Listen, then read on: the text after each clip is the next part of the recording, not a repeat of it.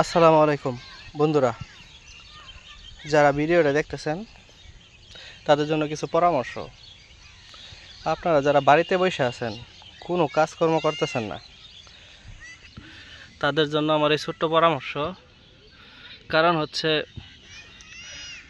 বাড়িতে বসে থাকলে একটা টাকা পয়সা কেউ দিবে না।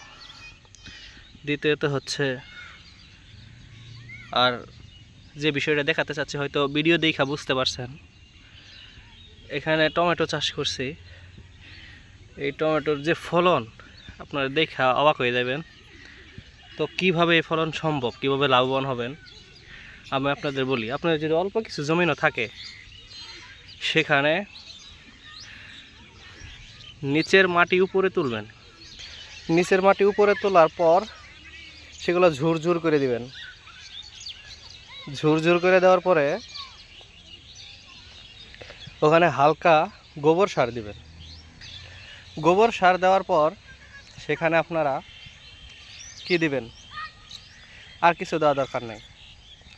সেখানে আপনারা ভালো একটা টমেটোর বীজ রোপণ করবেন। রোপণ করার পর আর কিচ্ছু করা লাগবে না, শুধু 5 ওয়াক্ত নামাজ পড়বেন। আপনারা জাস্ট শুধু দেখেন যে কি পরিমাণ ফলন পাইছি। দেখতে পাচ্ছেন, মানে পুরো মাথা নষ্ট। গাছগুলো দেখেন, শুধু গাছগুলো দেখে কি বুঝতেছেন? দেখেন, পাতার আড়ালে ফাঁকে নিচে যেখানে সেখানে টমেটো। আপনি কি মনে করছেন এই গাছে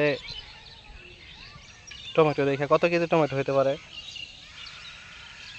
এখানে মোটামুটি 5 কেজির উপরে টমেটো আছে, বুঝতে পারছেন? তো দেখেন, এইভাবে এই পুরো সারিটাই দেন টমেটো।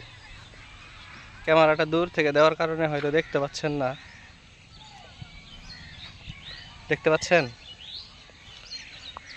আপনি পাইকারি বিক্রি করলেও কোনো কাজ নাই, কোনো খরচ নাই। পাইকারি বিক্রি করলেও আপনার মোটামুটি একটা ভালো অঙ্কের টাকা পাবেন, কোনো সন্দেহ নেই।